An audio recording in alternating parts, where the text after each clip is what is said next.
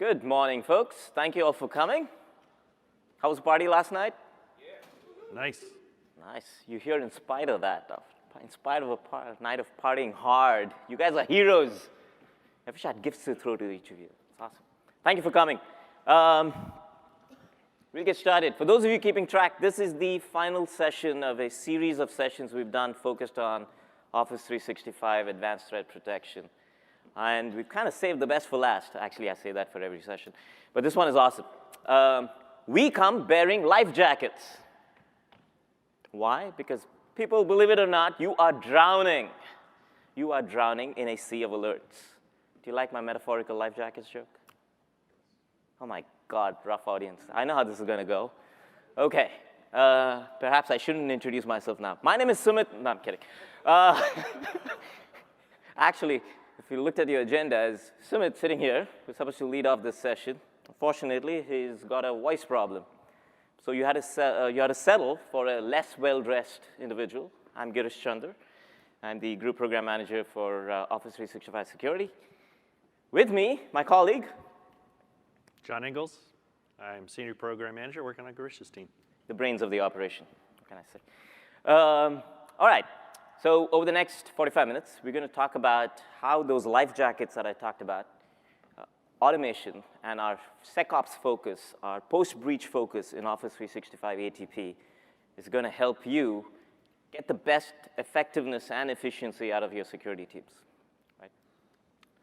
OK, let's orient you here. How many of you have seen this slide or a flavor of this slide? All right, we've been talking about this a lot. Modern threat kill chains, they're evolving. If you look at it from an attacker perspective, I mentioned this in previous sessions as well, they are actually looking to get into your organization, wreak havoc. It may be because they're trying to cause damage. It may be because they're trying to get at data. They're trying to hold the data ransom, or they're trying to sell it. Regardless, they are trying to wreak havoc and cause damage to your reputation, your organization's reputation, and they're trying to benefit out of it. As they do that, they go through a kill chain depicted here. Typically, this kill chain would be, hey, let's try and compromise the user in an identity flavor of attacks, email-based attacks.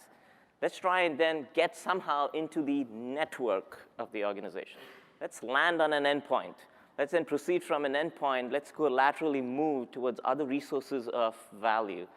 And then let's get to maybe taking down the domain, or maybe they're exfiltrating data from there, from a sensitive repository. Right? The kill chain across the stack. And so, we are very proud of the integration we've been talking about in the context of Microsoft Threat Protection, of how we're able to bring to bear our artifacts, our strengths across email and collab, identity, apps, devices, infra, to actually come together and be able to combat this. But one of the things I wanted to talk about in the context of this is the attack kill chains are evolving as well. It's actually quite common to see full kill chains being executed completely in the cloud, right? So it's not just about, hey, I got to go make sure my devices are protected. I got to make sure my domains are protected. My domain controllers are protected. As each and every one of you is increasingly moving your artifacts into the cloud using Office 365, we've seen full kill chains orchestrated in Office 365. Hence, the desire and the focus for us to actually complete that focus, to complete that value proposition in terms of post-breach, to help keep you more protected. Does that make sense? Awesome. Oh, I forgot that there were build slides. We'll skip that. I talked about all of this. You guys know what I'm talking about? Skip. All right. And that's what we want to do with Microsoft Threat Protection, right? As I said, bring the strengths to bear across each of these pillars and focus on how we can actually give you integrated value to better protect yourself against this evolving threat landscape. Our focus today, of course, is going to be on Office 365. And as you think about, hey, full kill chains being executed in Office 365, the alerting that comes out of it, the focus on it to protect that part of your ecosystem becomes super, super critical. All right, let's talk about why. For those of you who've been tracking the sessions, this is a third-time repeat of the slide, so my apologies. But I'll quickly go through this. Email continues to be a prolific vector. Did we just lose this? Oh, this got some auto-forwarding thing. Anyways, Email continues to be I'll keep going back, sorry about that. Email continues to be a prolific vector for attackers, right? It's so easy to do. I've mentioned this before. Over 90% of attacks are actually orchestrated over email. And what's more, they actually use that hook to then proliferate across your enterprise. And so protecting email, protecting collaboration vectors, protecting your Office 365 artifacts, super important. And we want to make sure that that number on the top right, 26 billion, isn't added to. 26 billion is the amount of losses experienced out of just one type of that email attack vector, business email compromise. And so we want to make sure that across the value proposition on pre-breach, secure defenses, post-breach, we're coming together to deliver better protection for you. And that's what this is about. This is how we think about the Office 365 security solution, which is we want to make sure that we're protecting, keeping your defenses secure, protecting you on the pre-breach vector, arming your security teams to be more effective and efficient to investigate, hunt, and respond to attacks, raising the awareness of your end users, and making sure that they are more tuned to the kinds of attacks that may be targeting them. Because at the end of the day, a lot of these attacks these days are social engineering attacks. They're attacking users. Attackers have figured this out. They're like, hey, you know what, why target a device? Why target an endpoint? The weakest link can end up being an individual if I can just about spoof them, impersonate somebody else. I can just about convince them that this email is actually coming from some trustworthy source, and then get them to do stupid things. Make sense?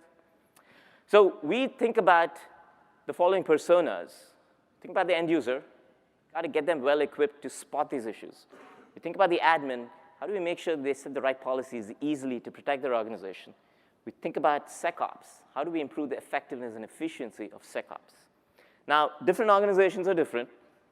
In some cases, messaging-related alerts are actually dealt with by the messaging teams. It may be true in some of your organizations. But SecOps does get involved as well in terms of, hey, what is actually the attack suggesting?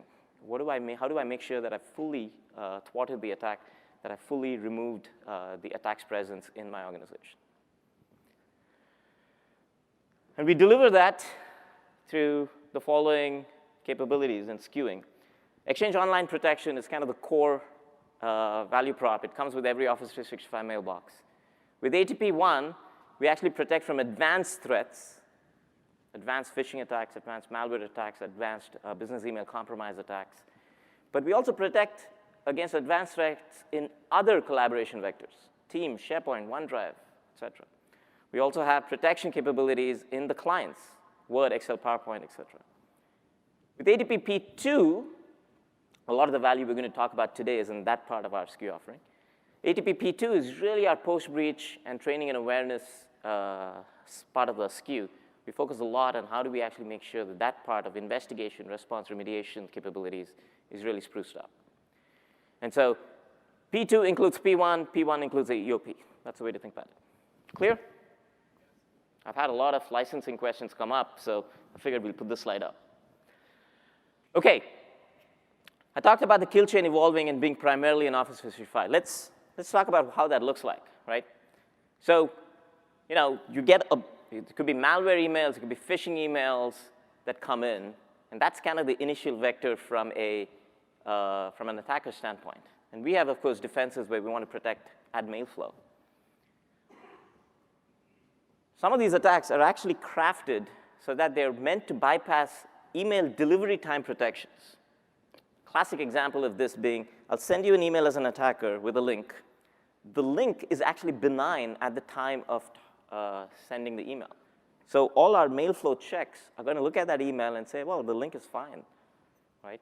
What the attacker does is waits about 15 minutes, and then says, you know what, through the power of redirection and other ways, they'll say, let me weaponize this email, right? So now, David here, as a user, sitting there, wants to click this link.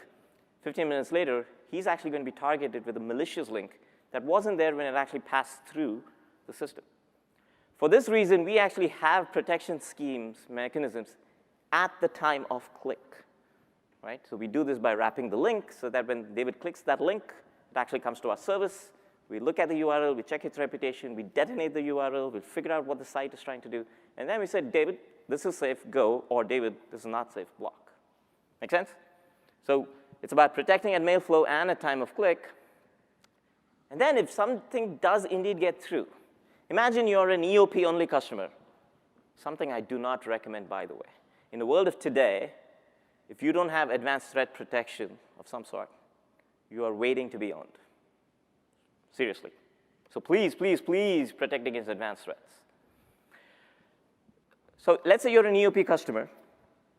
An email comes through. You don't have some of these advanced detection capabilities protecting you, right? So you're targeted. But let's say there's another organization sitting right next door where we've actually detected this advanced threat. We detect it. We learn of this issue being a problem. And then we say, look, it's our responsibility as a platform. Once we know that something is bad, let us make sure that that email, that attack vector, is removed everywhere. So we have this nifty little thing called ZAP, zero-hour auto purge, that once we know of a threat, we will actually look at the indicators of that threat, sprawl across Office 365 mailboxes, remove that threat, right? So in addition to the first two protection pillars, we also have this post-delivery protection pillar. And then finally, the context of this conversation mostly is, great, in spite of the best of our defenses, something goes through, or something enters this ecosystem through a parallel scheme. How do we actually light up the right set of views, the right set of experiences, the right set of capabilities for SecOps then to identify compromise, to identify alerts that actually signify that there may be something going on more elaborate from an attack perspective, and how do we help them remediate faster, right? So protect, detect, investigate, remediate across the Office stack. That's the value prop of P2. Our focus today is going to be on that final section. In the previous section, for those of you who were there, we talked about compromise and campaign. That allowed you to get a better view, overall picture of this, allowed you to detect compromise. This section will focus on, hey, how do we actually help you in that sea of alerts that come up? How do we help you automate it so you can sift through the good versus the bad very quickly, and for the bad, you can actually remediate stuff quickly. Make sense? Did I bore you to death already? You're just overwhelmed with information? Awesome! I like that. I like the fish pump. That's excellent. OK, let's pivot to the SecOps team, right?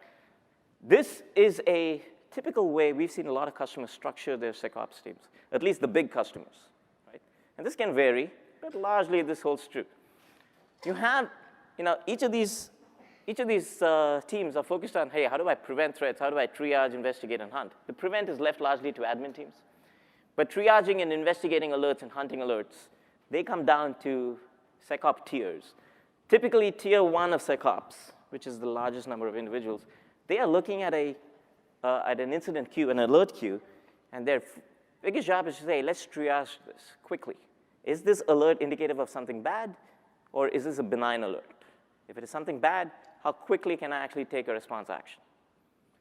Tier 2 spends a lot of time in saying, OK, things that are actually worthy of better analysis, deeper analysis, tier 1 pops up to tier 2. And tier 2 looks at it and says, OK, I need to do a deeper analysis. In some cases, tier 1 needs tier 2 to actually take the response action. Can vary a little bit. Tier 3 then says, OK, for certain campaigns, for certain attacks, I actually need to go broader. I actually need to figure out, was this an orchestrated attack? Was this a nation-state attack? Am I being a persistent target from this attacking individual or customer or organization or country, whatever the case may be, right? How do I make sure I proactively then look to learn from these incidents, learn from these alerts, and put up defenses, right? That's the way organizations typically structure their SecOps. We come around towards the right-hand side of the diagram and say, OK, how can we help? How can we help these teams across these tiers do a better job in their day-to-day lives? So with automation, you're going to hear a lot about that from John today. With automation, we want to really quickly help the tier 1s and tier 2s figure out what's the good alerts from the bad alerts, focus on the ones that are truly indicative of issues, and help them remediate really, really quickly. And then we also have capabilities that allow tier 1, 2, and 3, as part of their response processes, as part of their hunting processes, as part of their proactively looking for things to improve their defenses aspects, we give them a set of tools to hunt better, to research better, to look for things better. Right? How many of you have actually heard of Threat Explorer? Okay, thank you. I was like worried. Good. And how many of you have actually heard of the automation and seen the automation and played with the automation?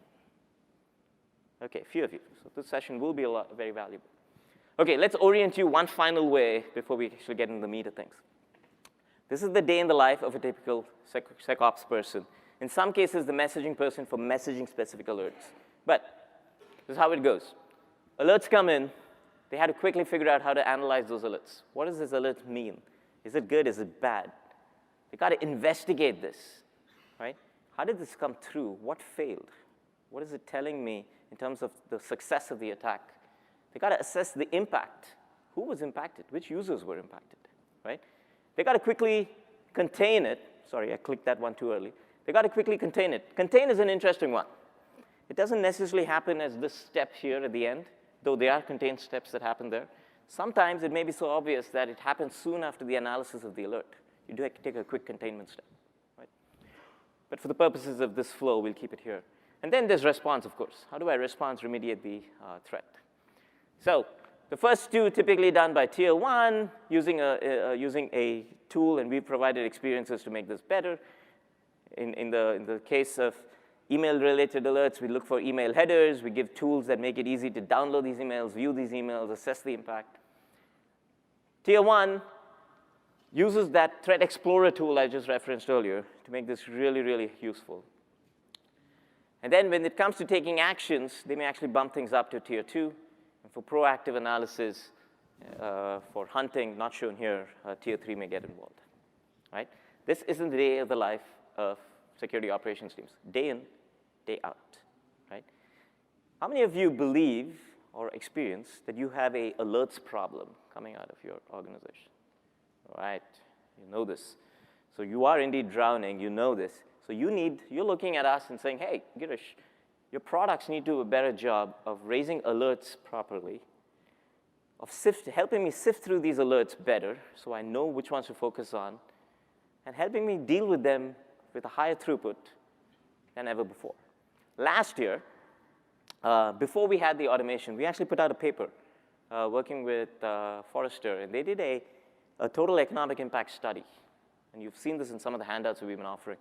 Even before automation came into play, with a tool like Threat Explorer, very, very powerful paradigm that allowed these SecOps teams to actually investigate issues faster, customers experience a 90% improvement in the throughput, in the speed with which they were able to deal with alerts. In fact, it actually helped over 95%, suggested that it helped them understand risks better and protect users better. This was just with the experiences we provide with manual investigation and hunting. John is going to talk a little bit about that towards the end. But now, over the summer, we've actually GA'd automation that really amplifies all of those numbers even more. Because now SecOps teams can come, they take advantage of the automation. The system has done all of those steps for them automatically, right? With that, I'm going to hand off to the brains of the operation, John. Does that make sense as a tee up? Now you can see the demos in action, right? Excellent. Oh, thank you.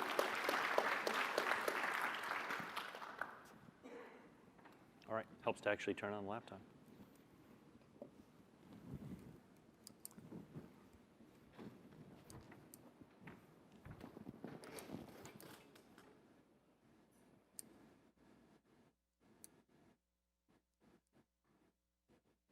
All right. So we are live. Tons of alerts. I've got it filtered down to show a couple key things. As we looked at adding new alerts for some of these conditions we're monitoring, things like the ZAP events that Girish talked about, some of these we actually chose to make informational just because we knew they were very noisy. Attackers every day send in these threats. They weaponize them later. These things happen regularly. A lot of folks don't necessarily follow up and pay attention. The issue, though, is if that email was sitting in a user's inbox, what did they do? What did they click? What did they touch? So we're going to go through, look at the workflow associated with automation. Now, typically, this would start with an alert. So we created alerts for these auto investigations, even if we didn't have them, to make sure you would have something either here in this user interface or over in your SIEM tools to be able to start that process. So an alert will be triggered by an event in the system. In this case, we can see there's some User reports. This is one we typically see organizations having to deal with. If Satya notifies us of an email in his inbox, we are going to be bound and determined to go look at that thing. But many organizations do this for all of the user-reported alerts, so it adds a lot of extra impact on the organization, because you can see even in a small organization like this particular one, we have a lot of alerts coming in here. So you can start with these alerts. If you open them up, and I picked one here, we have a user report of malware or phish. So the system will pull the information out about who reported it and what's going on. And as we've improved our hunting tools and investigation tools, we put links to allow you to get from here into that experience so you can go triage these things and see what's going on. Down at the bottom, you see a View Activities in Explorer. I'll show you that one a little bit later on. We're going to start with the investigation. I happen to open this one already, so if I click this, it's going to open a new tab just like this one. This is our automated investigation. So the idea here is we're going to start with that alert, look at the information in that original event. The event in this case happens to be an email reported by a user, but we do have ones that are triggered by the user sending too much email, user sending patterns that look odd, or they send too much and they get blocked. So those may trigger a user compromise playbook. In this case, we have a user report. So we need to go look at this particular thing and see what's going on. We'll start up at the top here with the graph. And this just shows an illustration of how the process works through the tool. So it will start with the initial triggering alert. It looks at a number of pieces of information out of that, grabs the email that triggered this particular one, pulls it apart, looks at all of the metadata. And then it starts to look for other issues in the environment based on that. So it'll look to see which other emails look like this email based on information out of that, the subject, the sender domain, the IP address, maybe some entities in it, the URLs, the attachments. And it will have investigated those URLs and file hashes, the files attached. So it may go detonate those things, it'll check the reputation and see what's bad or good in these things. But at the same time, a user had this potentially in their inbox, right? It's user reported. So what happened with this user? Did they click the link and then go, whoops, that was bad, and then report the thing? Did they pull it out of the junk box? You never know. So we look at what the user activities were associated with this user. And it's not that we're stalking, we just want to make sure they're in a good place from a security standpoint. In this case, they clearly have some issues. So we'll look at that in a little more detail in a second. Based on all of those things, it will identify some threats found and recommend some actions for me to take. And if you actually follow this process, like we'll show a little bit of in the threat hunting example, this process of starting with the alert here, which looks an awful lot like we were looking at from the previous page, this alert has a bunch of metadata in it, and that metadata shows up based on this email. This is the original email the user received, and if we open the dialog here, we can see who was the sender of this email, who received this email. In this case, it was Julia. Julia did the user-reported event. See, this looks like post.com. It's a fairly generic address, a little bit odd. And if we go look deeper into the details on this particular one, we can see information about what the system thought about it. Now, this one clearly was not very nice because it was advanced phish, malicious URL reputation, delivered to the inbox. Well, there's a couple reasons it may have been delivered. First, it may have been weaponized up front. More likely, this person set up an allow rule or something and said, hey, post.com, it was in my junk folder. I don't want it there. I want it in my inbox. And they set up an allow. And for phish right now, the system will say, OK, you want this in your inbox. So we deliver it to the inbox. And as time goes on, we're going to expose more and more of those override information pieces in our threat hunting experience, in our automation, and help you clean those things up. In this case, we do have a URL sitting in this one. Looks a little bit odd, bit.ly URL.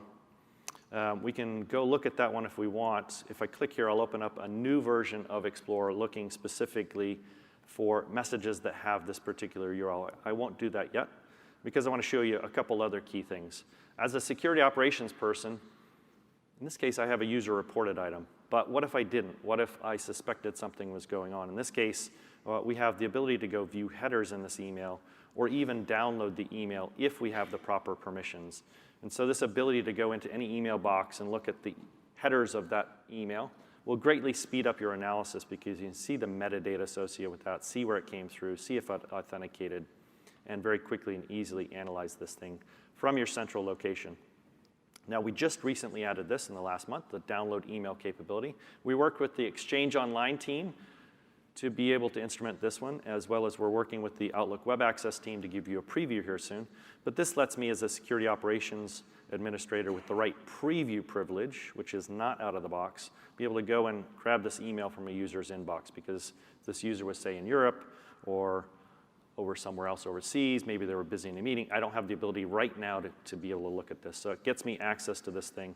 Obviously, we're auditing this. It's not an out-of-the-box permission, so you have to specifically add it. So we're providing extra layer of security to make sure it's not abused. Now, I'm not going to open this one right now, but we'll perhaps go do that as part of the threat hunting a little bit later on. Last, we're going to see if there are any other attachments in here. In this case, this one looks like it's probably some attachment from a mobile device or something. That's what we typically see in the environment.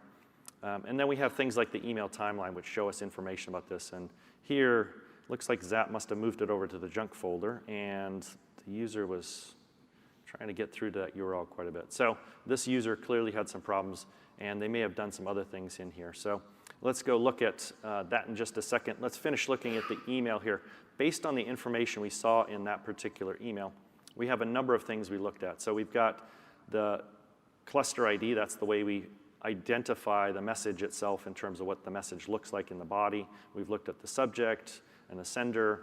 Content type refers to original delivery and some other values to help us kind of filter down to what we want to look for. And down bottom, because we've identified this as a malicious URL, we now have looked and grabbed all of the emails that have this URL in it. And you actually notice that because I have 64 emails down here and fewer up top, what that means is the attacker was actually morphing the attack. They were changing the subject. They were changing where they sent it from. They were changing the IP addresses they used. They were even changing, looks like, the body a little bit, potentially. So we know that this attack was a morphing attack. Somebody was sending in a bad URL.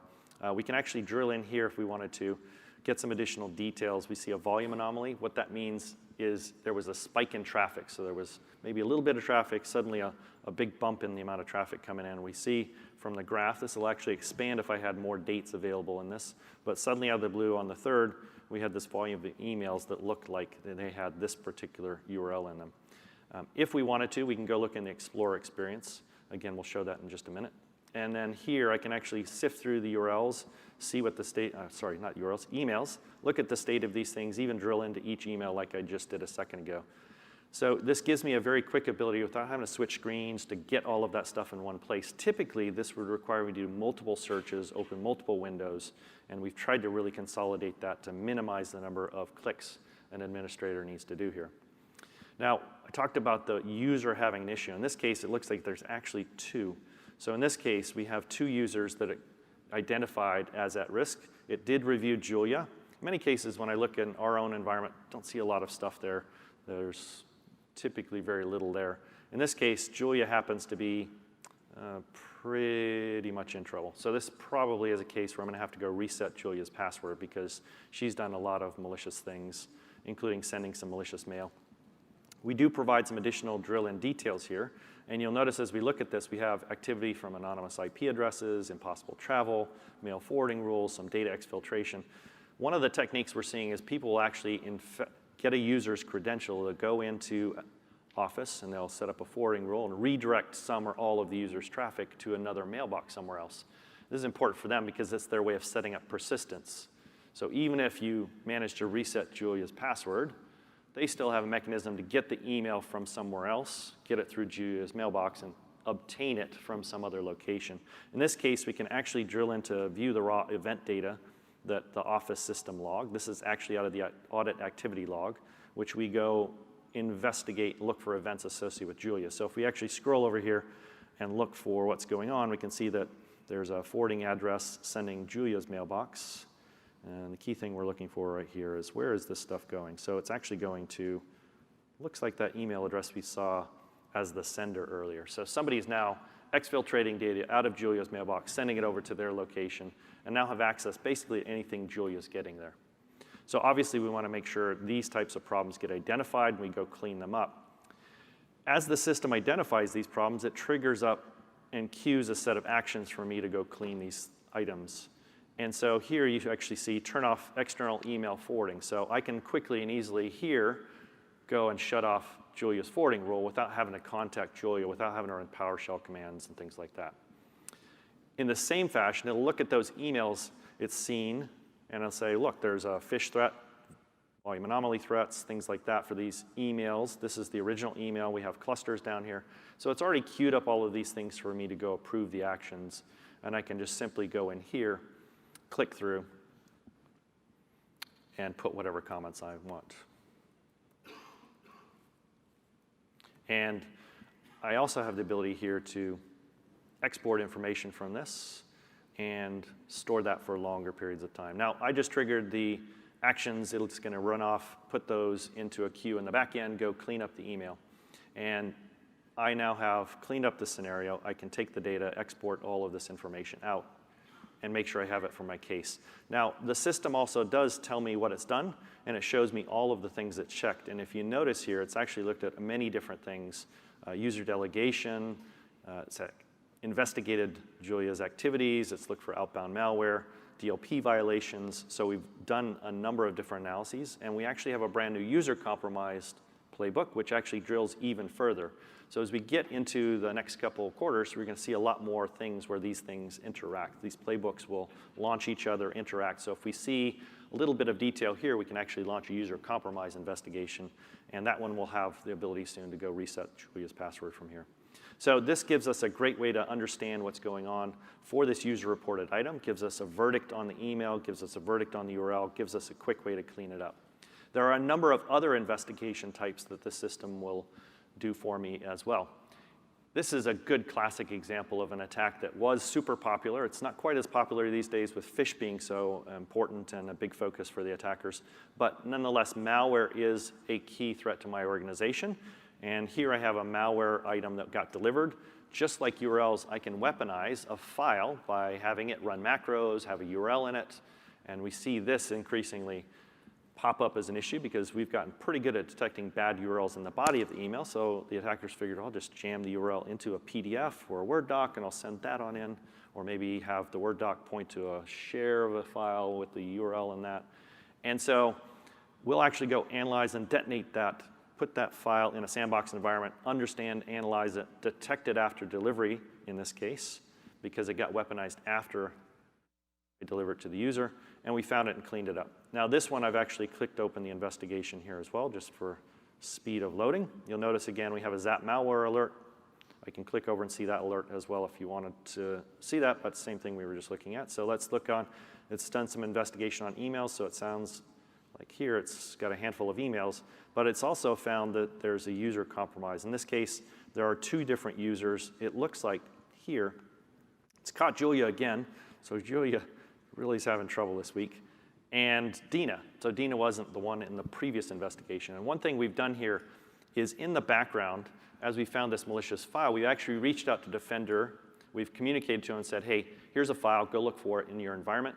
And it's identified a couple problems and identified back to us that Dina actually had an issue and needs to get taken care of.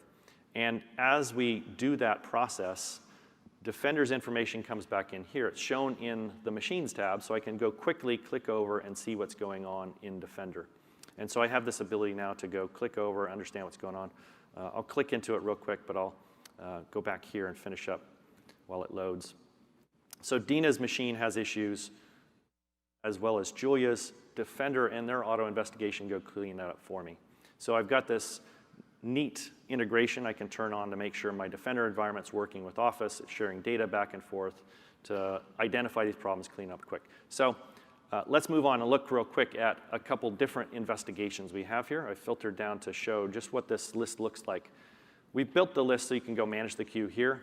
All of these pieces of information and investigations, the alerts, are all available through the API. The investigations are linked in the alerts, which are also available through email. So you don't have to come here to manage the queue if you don't want to. You can go manage all of these things in the different types of investigations. And here you can see we have URL verdict alerts, phish Zap alerts. We've got user-reported alerts and other things like that. And here, let's try logging into Global Admin. And while it does that, I'll show you one other thing we've just recently started to put together with the MTP team. It's like my things have all timed out.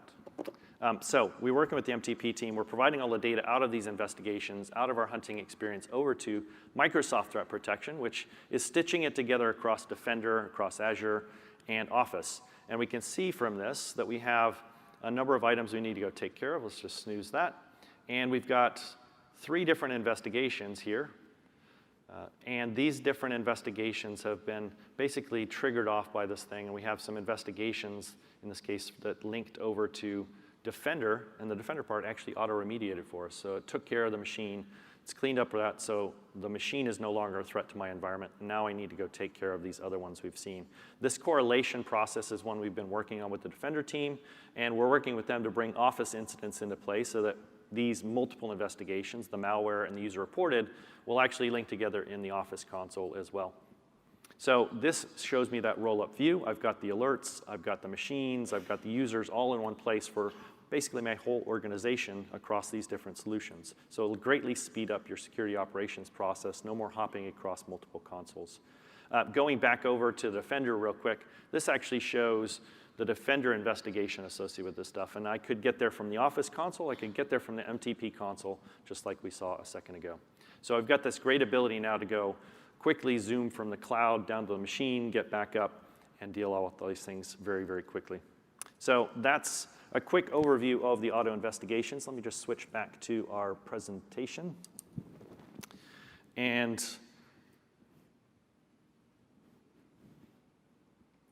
the automated investigations I just showed you are a great way for system events, ZAP events, user reporting things, people clicking URLs to go get identified and investigated automatically. So we've got 4 different automated investigations associated with that, which are generally available now. We have the user compromise event, which is triggered by users sending out malicious mails, which Ross and Mihai were talking about in the previous session. That one's in preview. So you can look at the user compromise playbook now. There are also manually triggered investigations. And as I was scrolling through that, you might have noticed that stuff in there. If you looked real quick, I can basically go into Explorer, which I'll show you next. And I can pick an email and go trigger an investigation. So if I don't like what the results showed me before, I can go quickly understand that and move on. And that'll provide me automatic information. Now, out of this, we have provided ways to integrate this with your workflow. So we have ways now to provide this through the API. The API will let you grab this investigation data, grab the alert data, so you can pass the alert over to your SIEM. The SIEM can prioritize it, figure out who's working today, assign it to them. And then that SIEM can also, or maybe your case management system or whatever you have for automation, can go grab additional information out of the investigation. So you can potentially do a lot of the analysis elsewhere. We don't have the investigation actions wired up through API yet, but that will be coming soon as well. Our idea here is to provide you value regardless of where you're working. So we have all this great capability, and what we have now is this ability to grab the investigation data and provide it through you through Power BI or whatever reporting system you want to have. So you can get a great ability to slice and dice these investigations, so you can provide counts, you can look at the results, you can see who's been taking actions and who's been slacking in your team, not using the great tools you provided them. All right, let's move back over to our Office environment real quick and talk about threat hunters. So Girish mentioned threat hunters, tier 3 folks. I want to spend 2 or 3 minutes real quick just talking about what their process looks like. Now, they're not really going to be spending time looking at the average everyday problems. They typically have a source of intelligence. They may have a friend they monitor and follow.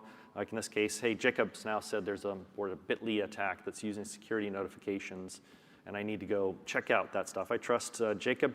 He's a good friend of mine, so I've taken that, and I might go over here and search for a Bitly URL in my environment. Now I'm going to use a domain to investigate this. Domain is basically that first little bits of things.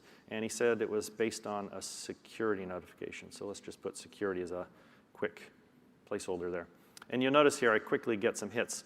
This is searching across all my environments. So if I have a couple 100,000 users, this is searching potentially 30 days of data and doing it very quickly for me, so I don't have to wait for some sort of commandlet.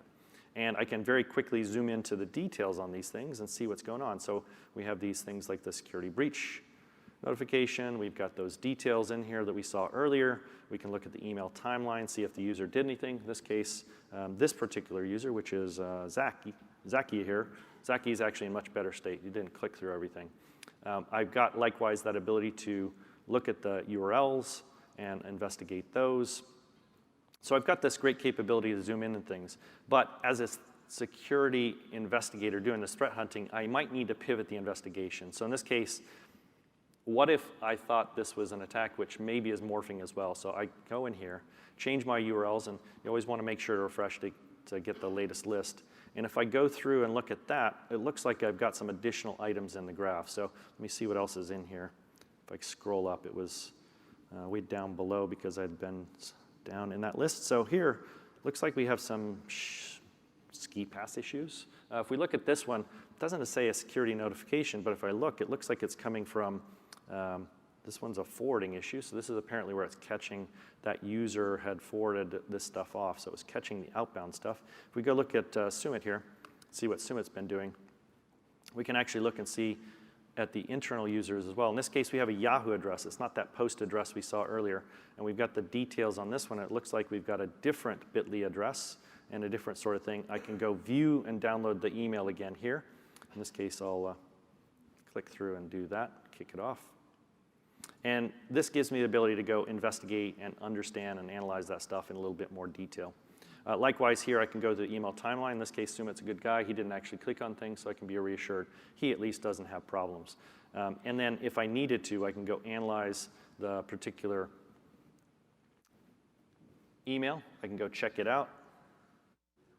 It doesn't look really convincing if I'm thinking it's a real legitimate email. So I can see here's my bit.ly item. It's made to be the more important one I'm looking at. This probably is not legitimate. So at this point, I'm going to go clean things up. So just like I showed you in the automation side, I can go in here and move these things to a junk folder, or even better yet, soft delete them. As I mentioned a second ago, I can also trigger the investigation. So this one didn't have an investigation yet. Maybe I want to trigger the investigation, see what else looks similar to this one. So we got a number of different things we could do here. Plus, we now have the ability that we recently released to do admin submission. So we can look and say, hey, check this out, Microsoft, is this phishing? So we've got this great ability to go look at all of these things. One other thing you have here is the ability to look at the URLs in this message set I've filtered down to. So I can see all of these messages. I've got a number of different bit.ly links here. And it looks like Safe Links is already protecting me. I have blocked links. I have some block overridden links. And here I have some allowed user clicks. These might be the ones I might want to take the next step and go investigate with. So I've got this great ability now to go filter, look for something, find a new thing to go drill in on, and I can then adjust the graphs, I can adjust my filters, and have a lot of ability now to investigate this super rapidly instead of trying to go run around and ask everybody to get access to different consoles that I may not be able to look at immediately. So that's a quick look at our manual hunting experience. If you notice, I was having to do a lot of clicks, investigate. That's where the automation brings this stuff together for me and does it in a way I don't have to hunt all over and I get my job done faster. So the hunting experience for me lets me hunt through the email threats, analyze emails for threats. It also lets me get at the content pieces. So if you have content malware, I can go look at those events. We have admin submission pieces as well. And so we can submit emails to Microsoft for analysis, whether it's URL, a file hash, a full email. The users can report it too, and I'll see the user reported items in Explorer in the same fashion we were just looking at those emails. Last, that manually triggered investigations. We're going to be adding even more of those as we move forward. And the integration of my security workflows. So this is part of the whole experience I have, not just as part of Office, but as part of my investigative SecOps teams processes. This is built into Microsoft Threat Protection. Showed you the nice incident there. We have the ability to go at the overviews, look at see where it's affected other things like the user's identity. Plus, we now have, with our public preview of MTP, the ability to do advanced hunting. So I can do KQL-based queries. So my tier 3 threat hunter now can go in and do some fairly advanced searching across the different environments I've got. Now, coming soon, We've got incident workflows. I mentioned and showed you the MTP version, which is in public preview now. We will have those coming to Office as well, because if you don't have Defender, there's no reason you necessarily have to go to MTP to use this stuff. And you want to link those investigations. So if you have 2 or 3 investigations, why don't you look at one incident that links them for you automatically. We do have more email clustering enhancements coming along. We're going to be adding even more email searches. Think of these as ways I can go filter and search, find all of those related items very, very quickly, and have it done for me automatically. We have some new and improved playbooks. I mentioned admin submissions. We'll be looking at the URL clustering, for example, and do a URL-based playbook and other things like that. And then we want to view user actions for remediation in addition to overrides and things that the user may have put in that helped that phish email get into their inbox. For hunting enhancements, if you sat through the previous presentation, we have these campaign displays. We're bringing those into both Explorer for the threat hunters as well as automation, so we can use that for clustering. And then we have configuration issues that impact. I mentioned the term override. If I have an exchange transport rule, if I have an allowed domain, that's going to let things into somebody's mailbox. So we're going to make sure you have visibility into those things so you can see why did that end up there, what was the reason it was there, and help you go get rid of that problem very quickly as part of our upcoming set of releases. We do have a number of other filtering improvements. One thing we've heard a lot of is not. I want to find everybody that has this email, but not my security team. So that's an important thing. We'll continue to add these things as we work with the phishing team and the guys like Mihai and Ross who are adding great new capabilities around our protection stack, and Abhishek. These are great capabilities to drill down. And an additional thing we've heard a lot of requests on are, what about rich detonation details? Why was this a bad document? Why was it a bad file? So we've got all of those things built in and coming soon to an environment near you. Let me turn it back over to Girish so we can wrap up. Well, nothing much to wrap up other than say, wasn't this awesome, guys? All right. So we started out the session saying you folks are drowning, you need life jackets. Really, we believe that automation allows you to get through these alerts, focus on the ones that truly matter, and actually deal with them more effectively and comprehensively, not just across Office 365, but pairing it with identity signals, pairing it with endpoint signals, to give you that full holistic view of what happened with that alert, how did it penetrate the organization, how did it go through possibly to the endpoints, how did it take over identities, et cetera. So now you're not just getting efficiency gains, you're getting amazing effectiveness gains out of it. Make sense? Ready to go on and try it right away? All right. Thank you all for coming. Appreciate it.